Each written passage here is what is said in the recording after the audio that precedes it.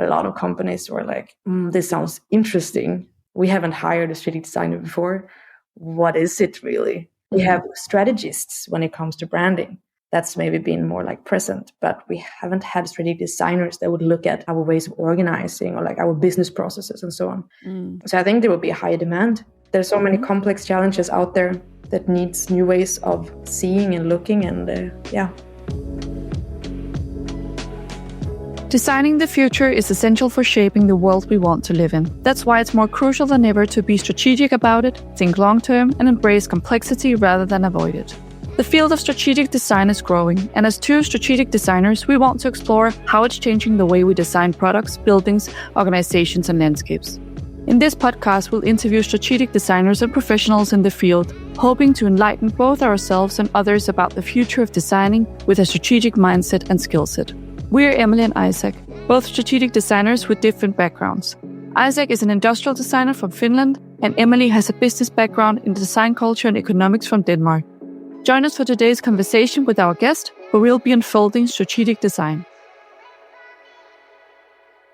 Welcome to today's episode.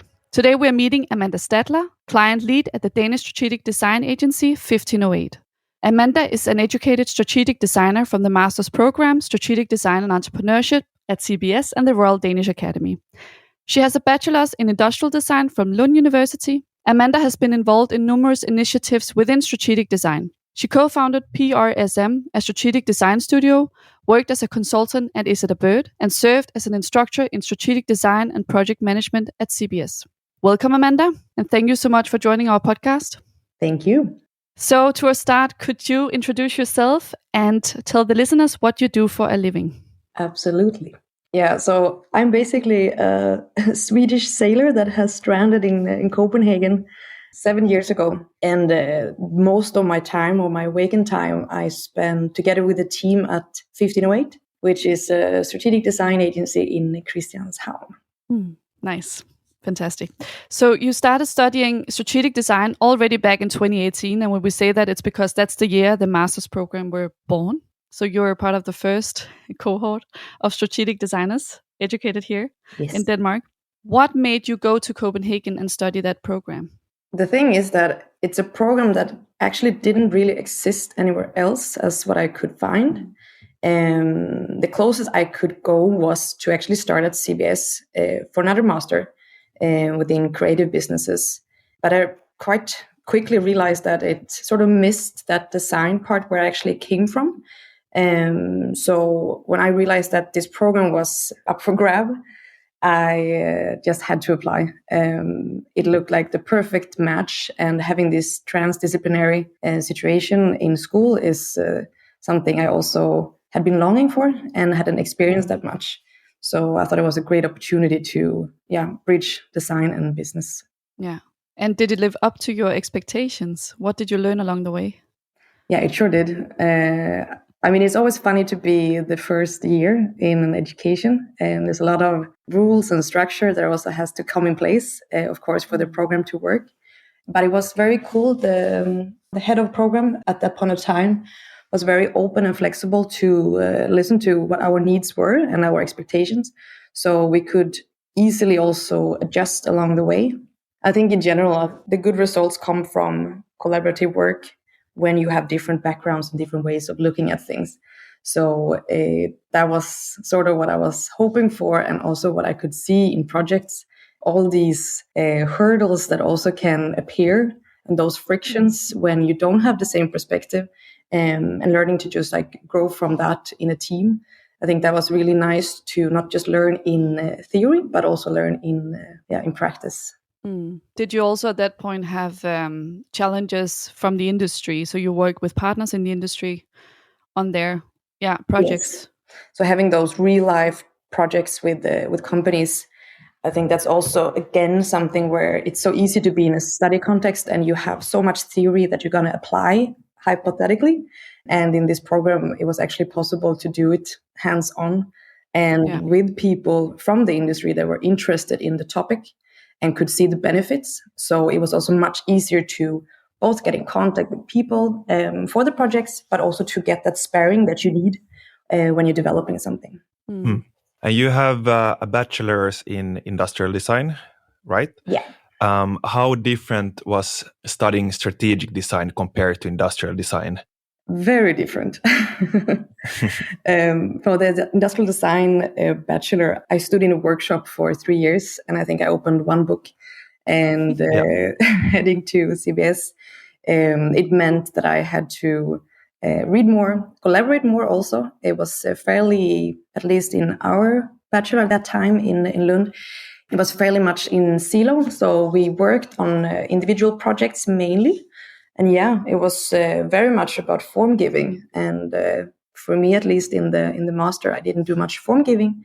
It was for me to lift design up to a level of mindset and processes and everything that has to do with like the upper layer and maybe not like the zoomed in version of design. Right. And during your 2 years at the Royal Danish Academy, could you already there sense some different areas that you were interested in?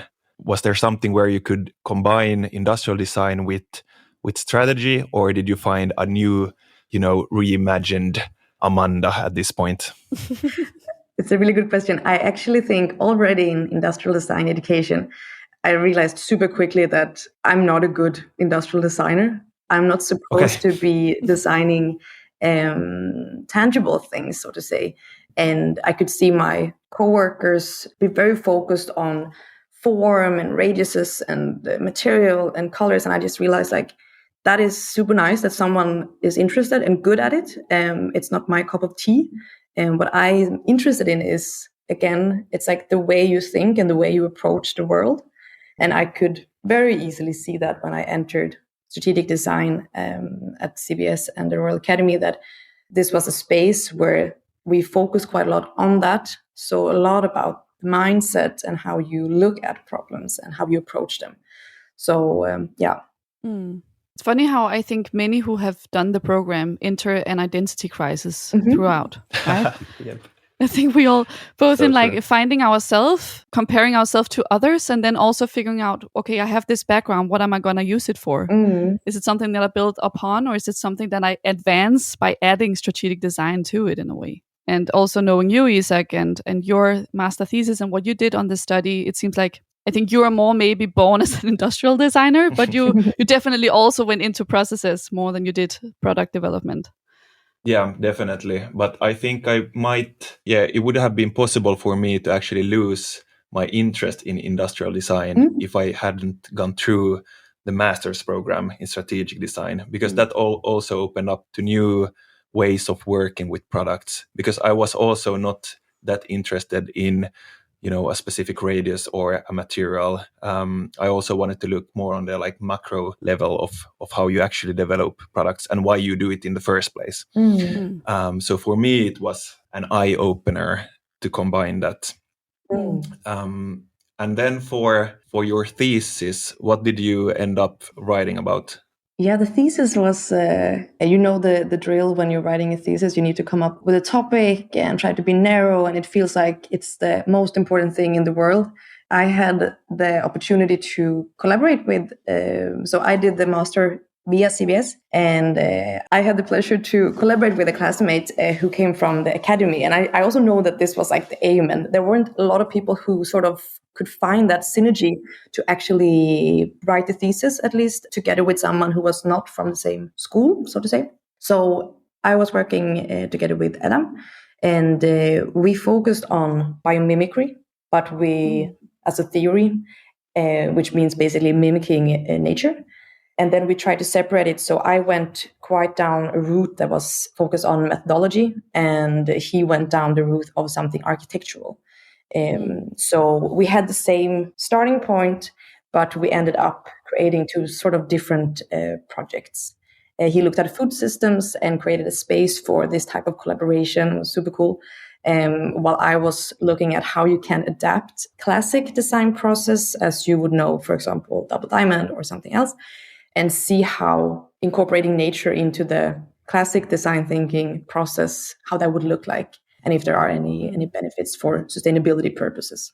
Yeah. Yeah. And why is it important to mimic the nature. Could you explain a bit more what biomimicry is and why it's relevant? Absolutely. The thing is that nature is the world's oldest R&D lab.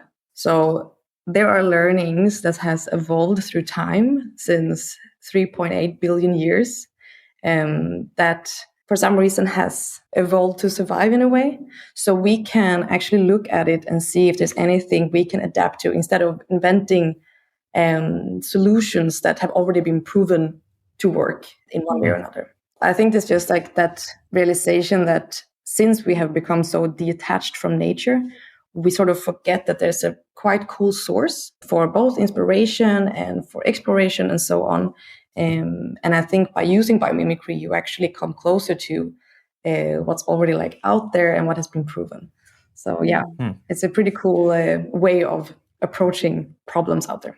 Is human-centered design and biomimicry different, and in what way is it different? Wow, you're bringing up the big questions. I think what makes it different is that biomimicry, when you're focusing on at least how it theoretically has been displayed, is that you look at principles from life. And since nature has been around longer than we have, there's more learnings and maybe different learnings that are, how do you call them? A lot of the human-made problems are constructed and might not be real problems, but they are coming out from the way we have just continued living in a system that might be a little bit broken. So coming back to like the life principles or how nature doing things could be a way for like almost like a northern star for us to say that maybe we just need to come back to the basics. Like what are the most basic needs that life has? And when I say life, I mean both humans and nature. To bring ourselves back from this a bit artificial way of living and creating what is valuable and what is important in life, to bring that back to what we actually need for us to thrive as a species. Yeah, it's also quite disconnected, right? It's also trying to connect humans again to nature, really figuring out what is actually needed, what is actually needed for a good life, a valuable life. Yeah. Less is more. Yeah. And why do you personally believe that biomimicry isn't maybe like the standard of designing things today? And do you think that it's becoming more and more popular to actually use and think about how we actually do things already in nature to just mimic that? I think there's, in general, a little bit of a challenge when it comes to classic design educations. There's a lot of super good things and important things and topics like gender and ergonomics and so on that we focus on, but it's often very human-centered, the way we go into a design education. And I'm also just going to say it's been, what is it now, since 2012 that I studied industrial design. So I, of course, don't know if this is reality at this point of time, 2025. But at least from my experience, I think that's sustainability and that coming closer to nature has been something we've been missing. And if it has been a topic, then it's often like an add-on. So I think that's how I would like to challenge. Like we need to bring that in early in the process. It's difficult to make something truly sustainable if you don't have that as a starting point in a process. So it becomes like a measuring tool when you're already finished with your process and your idea.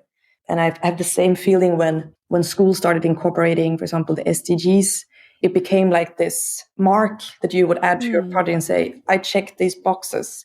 And also, again, there's a lot of the issue with ESG reporting as well in companies that we use it to check things off after we're done to be able to communicate it, but we actually don't use it as a tool to create an interesting solution. Yeah, super interesting. And also an interesting example in terms of your master thesis of where you're positioned also within the cross-disciplinary field, right? Because you're an industrial designer enrolled through CBS, working with an architect, writing about methods. I think that's a brilliant example of what strategic design is. This gap in between all these fields in a way. Yeah. How did you transition from studying strategic design to working in the field? It was a fairly smooth transition, I would say. So the classmate that I did the master's with, the master thesis, we looked each other in the eyes already in the beginning of this project and said, we could do something after school, like when we're done.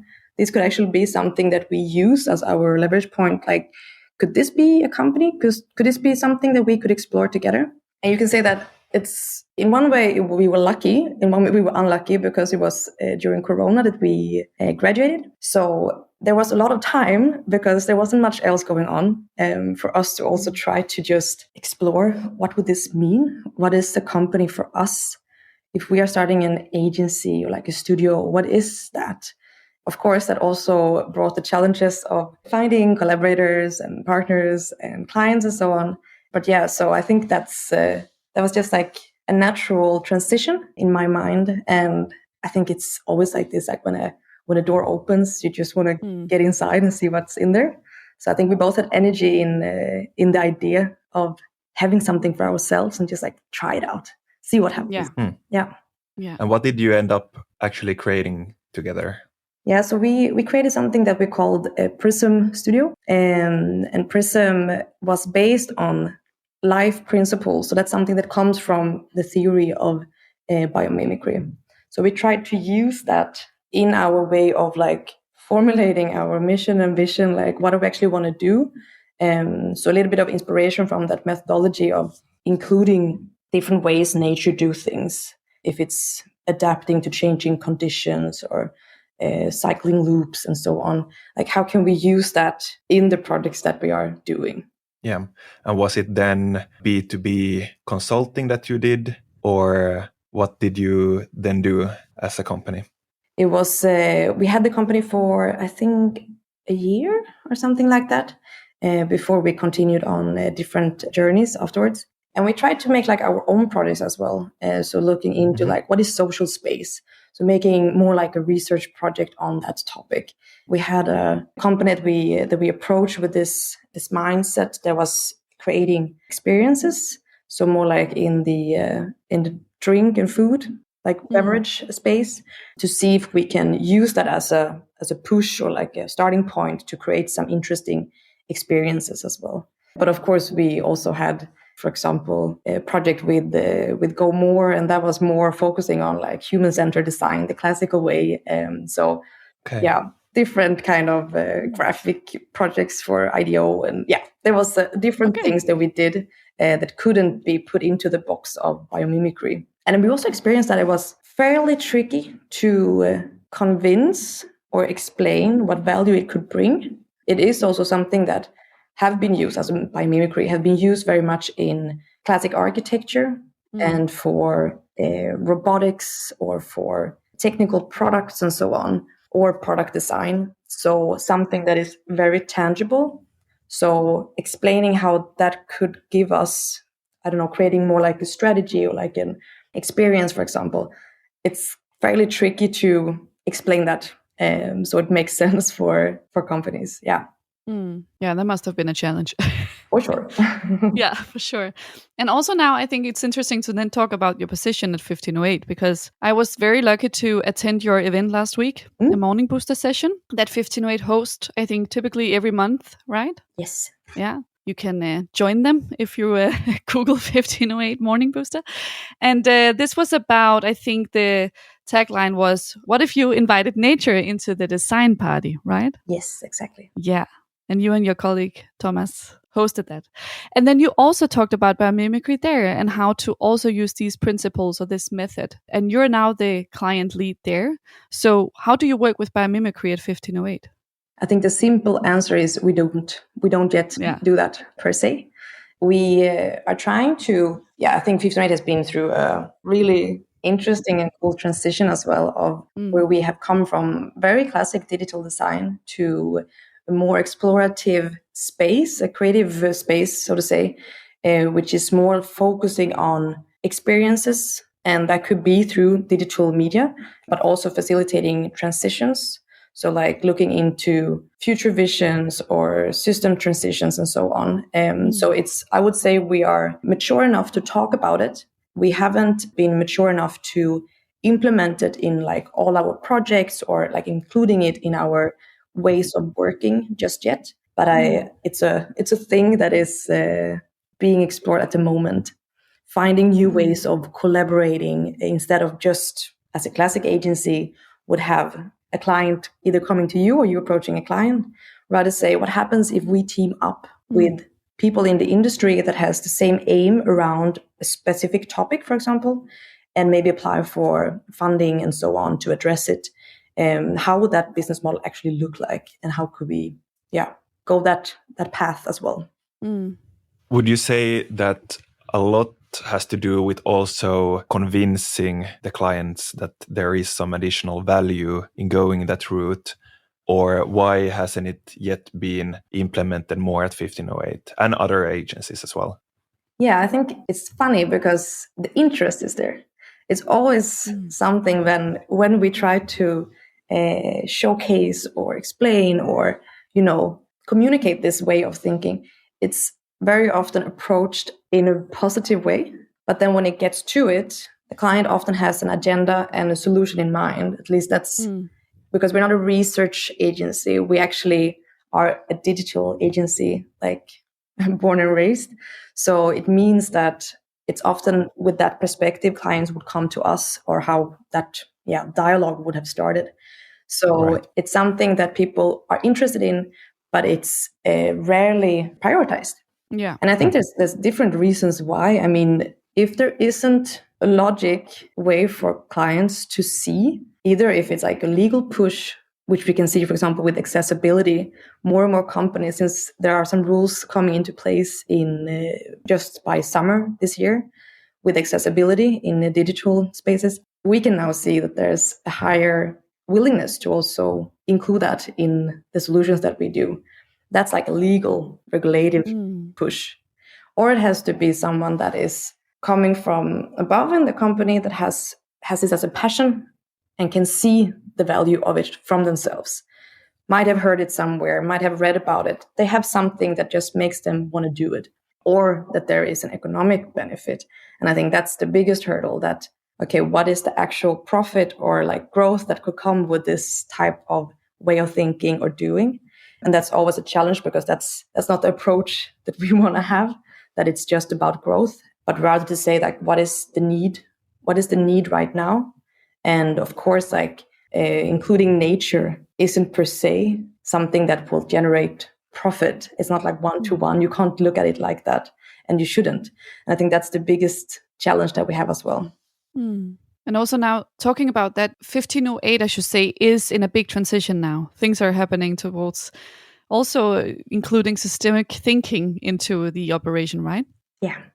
Do you think it will develop so as the company is more and more into research, into development, into these processes? Because in order to shift from only it being a mindset or a conversation to actually it to matter in the operations or at the client's daily lives, then 1508 maybe also have to change that sort of facilitation somehow. How do you see 1508 in the future? What's going to happen for that organization? I think it's so nice, because in my opinion, and at least at 1508, it's so much about the leadership mindset. If the transition will happen, then it has to happen from above, at least in our setting as well. So I think we have a bunch of people that believe in it. We might not be 100-meter masters in it, so to say. We're starting from a very good position where we want to do it, and we have the drive. And we have also created a strategic team that will focus on this implementation of how can we not just be thinkers, but also doers when it comes to systemic transition. And I can sense that we are getting closer, both in regards to the partnership structure, as in not partnership in our company, but how we partner up and collaborate, trying to look much more on, like, as I said before, like the funding side of things, and how we can partner up with others that has the same drive. And then also trying to draw out what is the actual methodology. Because again, we are a design agency that comes from design thinking as methodology and so on. And it's just like reality. It's a methodology that comes from the 80s And of course, like, we don't have the same haircuts. Well, some of us might have. I think it's coming back now, by the way. Might be true. I can see it everywhere. There's so many things that has evolved since the 80s. Yeah.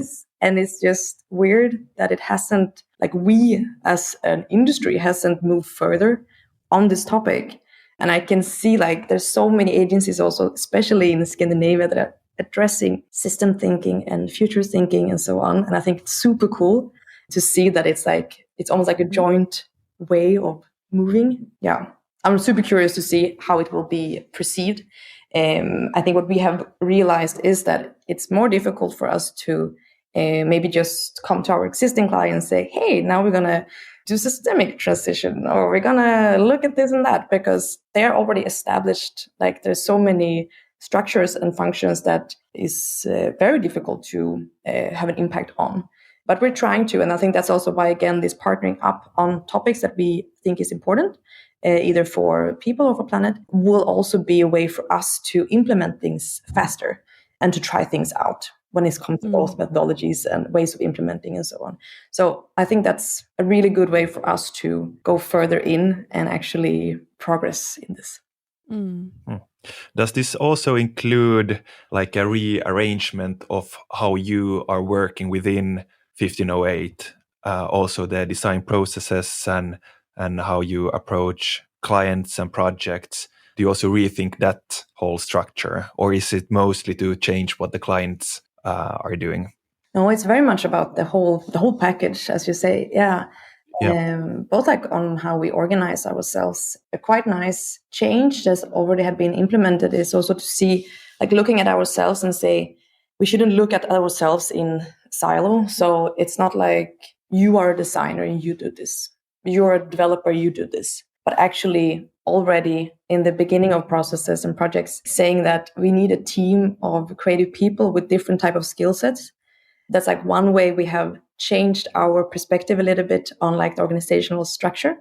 So we don't work waterfall based anymore. I mean, we've been always wanting to not do it, but it's difficult. And it's also because when you are selling a project, it's also easier to explain what we're doing so the client understands when it's divided into these different type of roles. You're buying the work from a designer. The designer does this. So that's also a way for us to sort of restructure our narrative of how we go about projects. It's like more like value-based, I would call it. So it's not us selling resources. It's actually showcasing that this value will come out from this type of collaboration. What would you say are the main benefits of also having a cross-disciplinary workforce?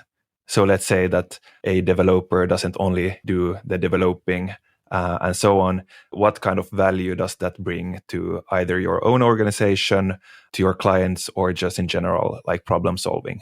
One main thing I would say is that it becomes more fun. Yeah. And I think it's a quite important thing that, yes, it's work, but it should also be fun.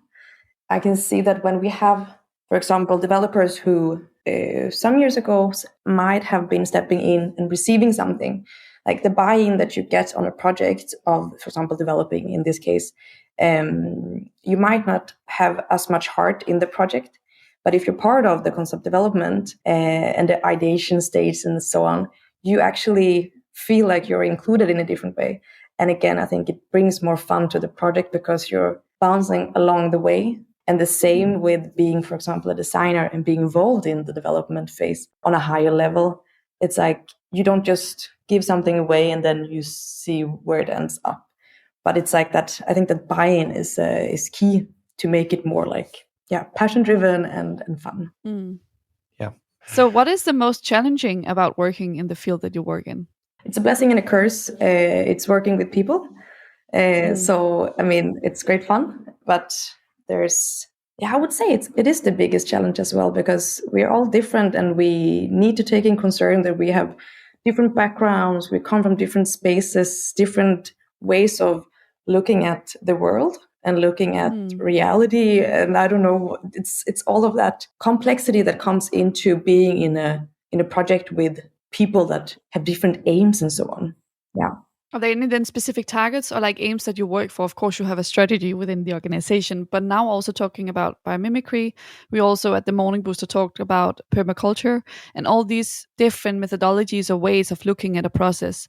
Is there then a coherent sort of aim, or do you all work within different fields and then you add whatever competencies there is needed for different projects? Yeah, it's both from like an internal perspective, but also from like a collaboration with the client. We often tend to have these internal kickoffs in the beginning of a project where we also try to map out, is this a project where we as a team from the setting that we have here have an interest in one topic or can see that would bring value? And that could be us looking at, is this project calling for accessibility? Or is there something about AI here that could be interesting? Or is it about the future's mindset or something else? So we often, I think all the projects could become unique based on the team that we have available and will sort of staff for the project. And I think that's kind of nice as well, that there's not a right answer in design. So it's logic that team and where that energy is should also be like a driver for the project. Again, it becomes more fun and it's more passion driven. And I believe that you do better work as well if it comes a little bit from within. And then we also have this type of kickoff with clients where we at least try to showcase that we have an ambition or like we want to do this and that. We believe that project calls for it. And then tend to see like, are we on the same wavelength or how does it look from their side? And they also have the possibility to bring in something. Could be, but we're super occupied by low carbon design when it comes to maybe a website or whatever. And then we try to take that in consideration for the project. What skill sets do you believe is the most important to have as a strategic designer? I think to be a good strategic designer, you need to have an open mind and need to be able to see the big picture. I think that's just the basis of strategic design, that you're able to take a step away from your own beliefs and your own ways of looking at things. And I think maybe system thinking is the best word to describe it then, but actually be able to see like, how can I or we that are working on this gain empathy, not only for the human stakeholders, but also the non-human stakeholders and even for business. So trying to look at these three levels at the same time, which can be very difficult, but having that mindset of thinking in systems, I think that's the most important thing. That's definitely also what we hear from the other guests joining this podcast, or what we also interpretate out of it sometimes, right, Isak? Yeah, and quite many has also mentioned it being a lens that you add on to your previous experience. And then like I completely agree that seems to be very important to be able to see the big picture and also to adapt and to work towards a goal that you are aligned with, obviously your co-workers, but also the vision that you have for yourself. You briefly mentioned AI. Is that something that you are working on a daily basis with, or is that something that you're also planning to more incorporate in your work process, or is that something that clients wants to implement in their organizations? I would say all of it. Yeah, I think you covered it nicely. But it's a topic that has been like fairly discussed, because in one way it can speak against the whole movement to becoming more concerned about nature, of course. But our way of looking at it is that we are trying to not use it as what you call it, like that tech goes first to say, oh, we want AI. Then it's always for us again to zoom out, to have the big picture and say, why? What is the reason that you're curious about AI? An AI solution, okay, but what will it bring? And for who does it bring that to? And do we know if we're harming someone or some things by using AI for this solution that could have been a different solution, for example? So I think this whole topic of responsible AI is what has been filling our minds lately, and also trying to see, like, because we are not an AI agency, like we will never be an AI agency. I don't believe that, at least. But it's a topic that is super important, and it fills so much space as well still for clients that we have. So we need to assure that we have still our core as in our values. So we can bring that into the AI space and say, okay, we will not be AI experts, but we will make sure to ask the right questions to ensure that we advise you on the right solution for this case. And if it's AI, that will be the best solution.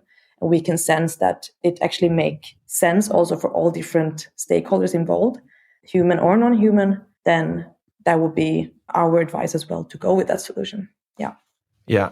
And is AI something that excites you, or is that something that you feel that can also be a curse? It can obviously be both, but what do you see that the future is when it comes to AI? I'm in general, I think, a curious person, so I think it's pretty cool. I think it's interesting to see what will come out in, say, 10 years. Last year, I read that I can't remember the exact numbers, but the Danish government had invested so much in exploring AI as a topic in different industries, and I think it's just interesting to see that that's like on a country level. It's not agencies or companies saying that we're going to explore it, but it's a push from above to see what the potential actually is. And I don't know, it's not that I'm an AI expert in any way, so I don't know what value it can bring, but I'm curious to follow the discussion, and I don't believe in a dystopian future just because of AI. Yeah, but do you believe that it will change also how strategic designers work? Could it also enable, the creation of strategy to be better in some way, or can we also get stuck to just assume that AI will solve all the problems and then we leave all the important thinking to something else? I don't know how to frame this question even, but do you think that strategic designers should also adapt to this new technology happening? I think it's interesting because the way I see a strategic designer is also to find new and different routes. And when it comes to AI and the way AI operate, I think the challenge is that it will always look at things from before. So I think it depends a little bit on how radical you want to be in, as a strategic designer. Because taking two things that exist today and combining them, for example, and a new solution would appear, or a new way of doing things. I think that's 100% something that you can use AI for. But if you are to rethink a lot and make super radical new solutions, I think it's still brain power that is needed. And it might be, again, a tool for you to get support on thinking about it. But I still think in the end, on the state of how AI solutions are at the moment, that it's still brain power that will find those truly innovative solutions. Yeah. And talking about the future, is there any future projects that you're either working now on or will work on that is super exciting, something that you can talk about and share? I'm actually going to bring life to the world, and I think that's a quite interesting project. Congratulations. Thank you. Very interesting. Yeah. I think that's very on a personal level, right? So I will probably be off grid for a few months, and I'm not sure yet how I will use my time most wisely, but I think it will be to, again, reconnect with a little bit with myself, and also with this new human that will come into my atmosphere and my family's atmosphere. I think it's super exciting. It's a lot of responsibility, and I think it's not that I should compare having a child and being a strategic designer, but I think it's the same thing. You need to take responsibility. You need to be open. It's not to put your own values onto a new human one-to-one, but it's having that openness. And definitely. Also, I'm a mother myself of 2 children, so it's also working a lot with complexity. Chaos, uncertain things. You never know what's going to happen. So yeah, definitely. I think you can apply your strategic design skills in that space as well. Nice and it might even make you a much better strategic designer. That sounds good. Yeah. And you could also argue that it's sort of biomimicking yourself, right? The process that you're entering. So that's true. Nature as a lead. Yeah, definitely. When are you off duty? I was about to say, when are you due? Is it in the spring or summer? Okay. Yeah. So I have 2 months to do my best here at 1508 to push, and then I'm going to push in a new way. Yeah. Yeah. Quote. Nice. So yeah, you're sort of now going towards ending your projects, probably, or handing them over at least. So there is not anything in particular that also, it could also be an event you are attending or hosting or similar that you're looking forward to. I have a new collaboration that is quite exciting. I think it's a big German company that we are collaborating with, and there's been a lot of discussions for us on like how do we adapt to survive or evolve to survive, and adapt to the changing conditions that are out there when it comes to working with clients and so on. And we can see that on the Danish market, where most of our existing clients are, the need for example, what a classic UX designer or designer would be, a lot of our clients have actually already bringing those skill sets in-house.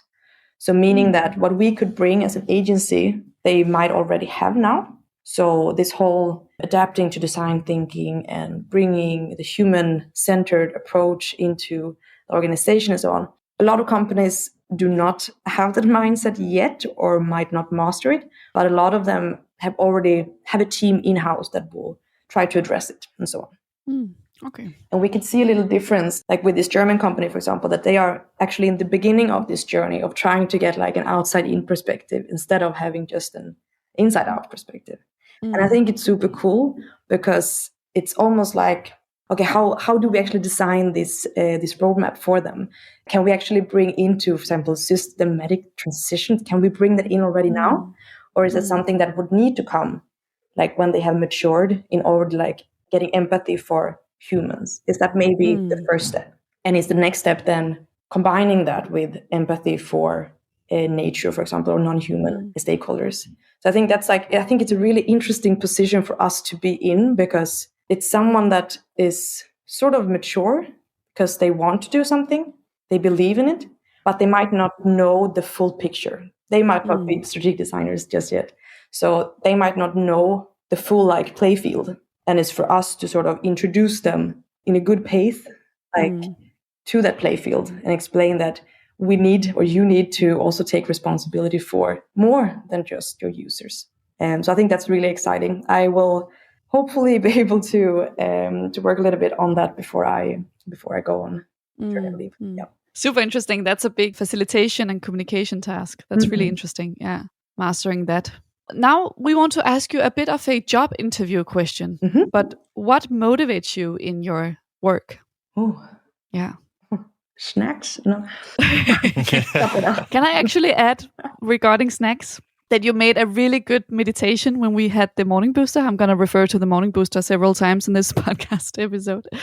But we had, to anyone who weren't there, we had this introduction where we got an almond and then we sat down, and it was so nice because it was like Wednesday morning, everyone biked there and were a bit sweaty, and you briefly maybe got a cup of coffee, and then you sat down and like, try to relax your breath. And then we got this almond, and you guided us through a meditation of closing our eyes, sensing the almond, like the texture, the smelling it, and then thinking about, where does this almond come from? What travel has it been on to come to you? And you sort of guided us through this entire journey. And that was actually a really nice way of both getting people to zone in and be present. It was really nice for me. That was exactly what I needed. But also to actually really activate the natural sense of incorporating nature into your practice in a way. It was so nice. So simple. Did you get to eat the almond, or did you have to hand it think back? I actually, while sitting with it, I was like, I had it in my hand for the whole session, and I was like sweating, with it in my hand. I could feel it, right? And then by the time I got up, I think I just dropped it on the floor. Afterwards, I was like, no, After just all left this it there. work. Yes. Damn it. I'm sorry. How many almonds were left on the floor? Many. Okay, so I was not the only one. You're not the only one. I felt so bad for the almond. I was like, no, that was not what I was supposed to do. Yeah, when you created this relationship to the almond, you can almost feel like, no, it's like on the floor. I left the poor thing on the floor for the dog to eat. I'm so happy to hear that it was a good experience. It's always tricky to get 60 people to close their eyes at the same point of time and to be focused. Yeah. But it was a trick, or a try for us at least, to it's sort of like a visualization, right? And I think for that session, it was to sort of push you to realizing that it's difficult to visualize something that you don't know, or that you are a little bit like detached to. Something that you see, I don't know, I eat a lot of almonds, so I see it almost every day, but you probably also have it at home. You eat it in your muesli or whatever. Something that you know what an almond is, you think. And then sitting there and being approached by those questions, you might realize that I actually don't know much about this thing. And I think there's a lot of things. I had an old colleague who told me a story where his daughter had been to farm, and she got home from there, and she was like telling him about, and then we saw these chickens, and I thought it was kind of disgusting, like the eggs. Like I prefer the eggs from Superboxen. Much cleaner. Much cleaner. And I thought it was so cute. It's like, wow, I think she was maybe 7 or 8 or something. And it's a fun story, but it's also pretty sad. Like we don't know where the things come from. Yeah. We don't know how ginger grows. I learned that when I was 18. I mean, it's like... Wait, how does it grow? We're very disconnected, it grows Isak. on the ground, but it has really long, like, what do you call it? Yeah. The plant itself is extremely long. Yeah. Huh. Yeah. Which is nice. It looks good. It looks good. Yeah. But that's true. I mean, I will also disclaim that thinking about the almond, that was a lot of the part of the process where I was like, I don't know. So I just visualized 12 people, standing there, passing on the almond almost to one another. I was also like, how does it even, come to me? And where does it come from? That was also one of the questions. Where did it grow? I don't know. Yeah. Spain. Are these morning boosters, is this like, how do you prepare for them? And do you have different topics each time, or do you kind of use the same? Do you talk about the same topics? The morning boosters are actually kind of a good sense for outsiders to see what's on our mind at the moment. So the ones that we have, we call it like a season. So the season is spring or autumn. And for this spring, for example, there's a lot of the things that we are implementing in the new strategy. For example, systematic change, or focusing on AI, but in a positive sense, and also this whole thing of including nature. It's things that we have talked about last year and tried to like form and shape into the strategy that we have today. So I think the morning boosters are really good. I mean, it's also good for us because it forces us to put words in a very set frame. It's only 45 to 50 minutes for us talking. But it's also a way for us to say, we want to do this. We might not master it yet. We might not have implemented it in practice, as in, for example, biomimicry, but it creates a super cool space for us to also get feedback. So we also have these breakout sessions afterwards where we would discuss the topic with a selected group of people to get different perspectives on the topic and see how they are feeling about it, and if they believe in it, and what is their future vision if this would actually be implemented. So I think it's super cool tool for us, and a nice way for outsiders to see what's going on the inside of the agency. We often try to be very transparent, and also, like I said, at the morning booster, like we don't master all of these guiding principles that we have designed, but it's a push for us to say it out loud. I think that's always so good to say out loud that we want to do this, and then we need to hold ourselves accountable for it. Yeah. Can anyone join these morning boosters? And if so, how do they sign up? Yes, it's free and anyone can join. It's on our website. So if you just click the menu, you will find Morning Booster, the program, and then you just basically sign up with your email. So it's very easy, and it's an hour once a month, Wednesday mornings. It's often very... Free almond? Maybe, sometimes. You can find mine on the floor. Maybe coffee at least. Okay. Yeah. Let's see if we can use the meditation for the next ones as well. Yeah, that would be nice. I think it's a good way to get people, as I said, to zone in and settle in. Also, you just, 1508 just shared today on LinkedIn, actually a link to the recordings of the Morning Booster from your session. So we can link to that when we post this episode, and then people also can actually hear the entire session online, which is amazing too, that all the previous sessions are also recorded and are online. Yeah, you can find a lot of interesting topics. I think we have something on this transition between business and human insights. And we have futures design and empathy for, say, sleeping segments, clients that are not awake at the moment, and so on. So there's a lot of resources on our website that you can check out. Okay, I also think, now we should move on to also diving a bit more into strategic design, because now we have talked about how you've practiced it, but now maybe let's zoom out and talk about the field in itself, how you view it, of course, from your experience. But do you think that strategic design is something you can acquire as a skill, or is it a mindset? Is it this lens that we talked about earlier, or is it both? How would you define it? I think it's a mindset mainly. And I mean, a mindset is not something that you cannot acquire. I believe you can always change your way of seeing the world. You just need to be informed in the right possible way. Me, myself, I come from an engineer family. So I wouldn't say that how I define strategic design is necessarily something that I grew up in. Yeah, both my parents are project managers. So I had a lot of structure and so on. The space of uncertainty, as you also mentioned, Emilia, is not something that I've been dwelling in in my youth. So I think it's 100% the mindset that you can acquire.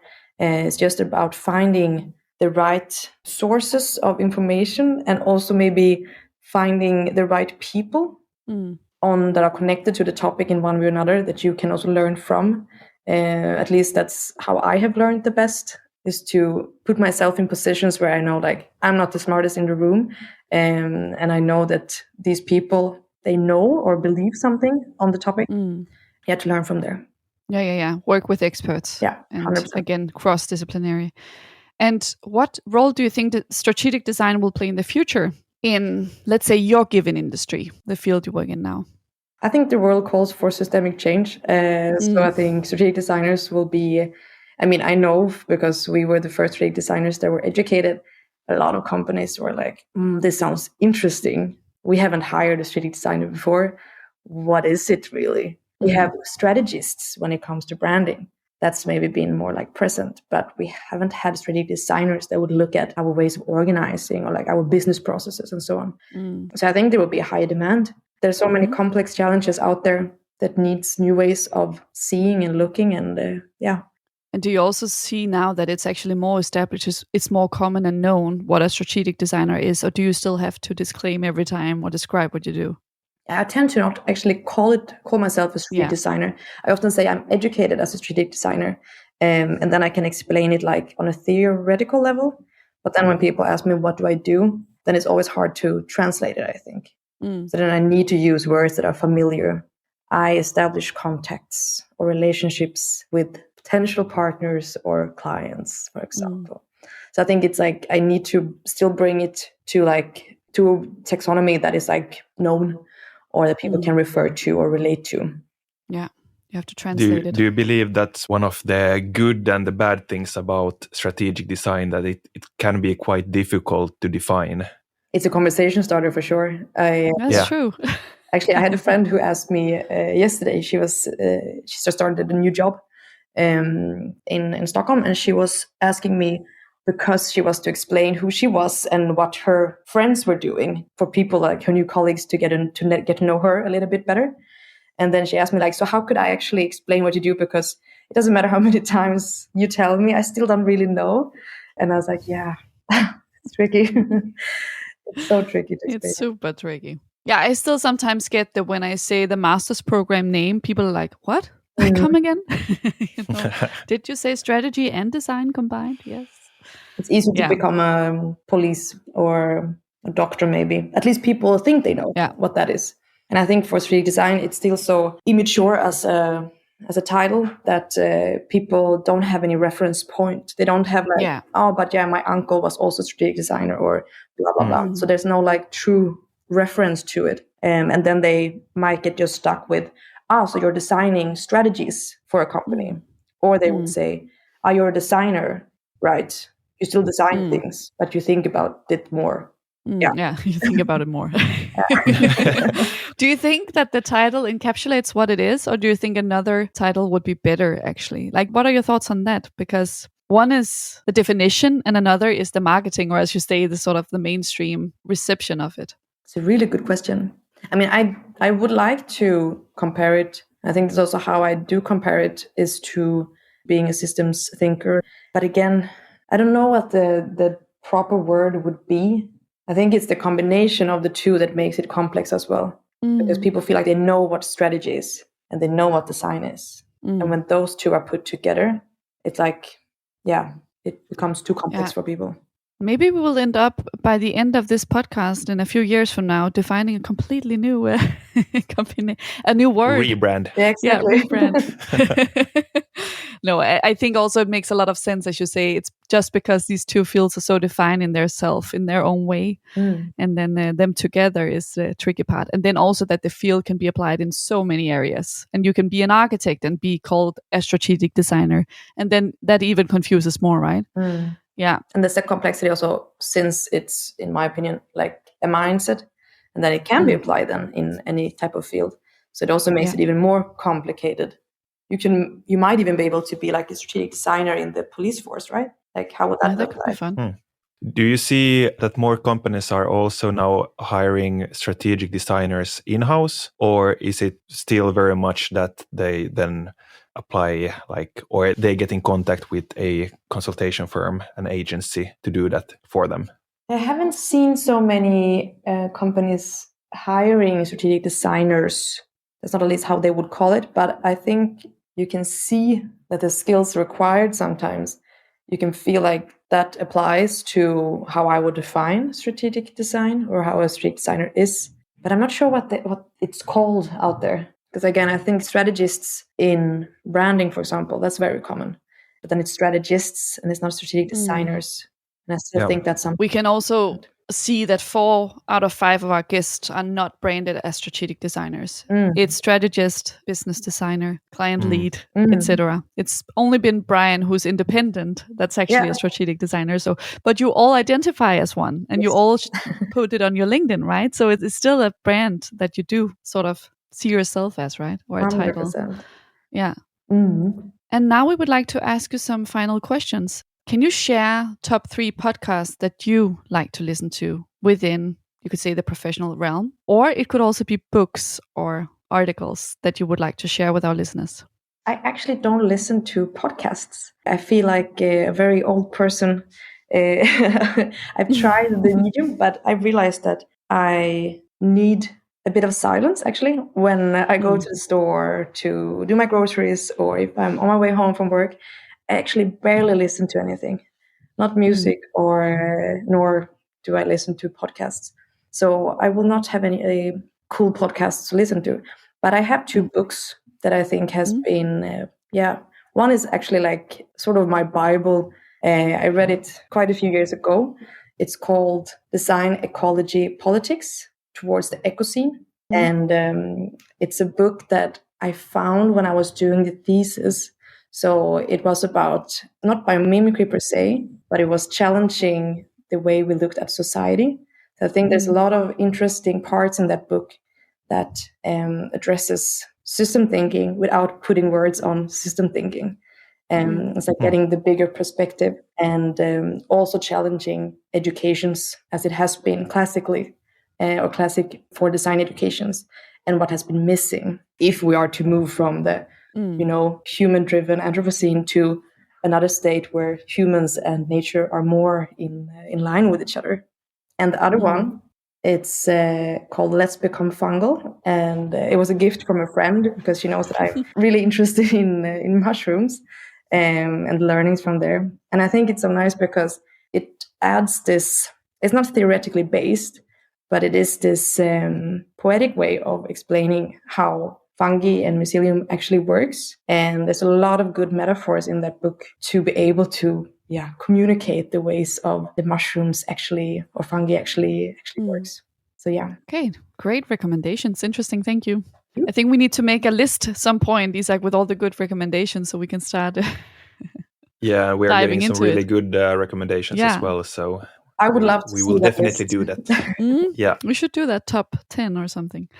And I think we have talked about what you have planned next, because that's obvious.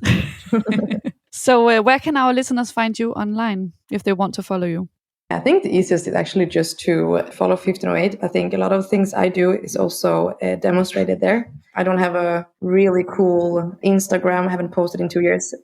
So I would say either just hook yourself up with me on LinkedIn or follow the work of 1508. I think that's sort of showcases what I'm passionate about as well. Perfect. Thank you so much, Amanda, for joining our podcast. Thank you so much for hosting.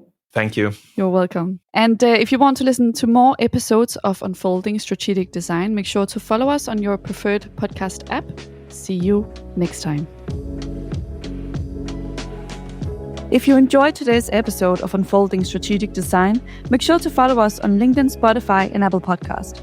Your support helps us bring in more inspiring voices from the world of strategic design.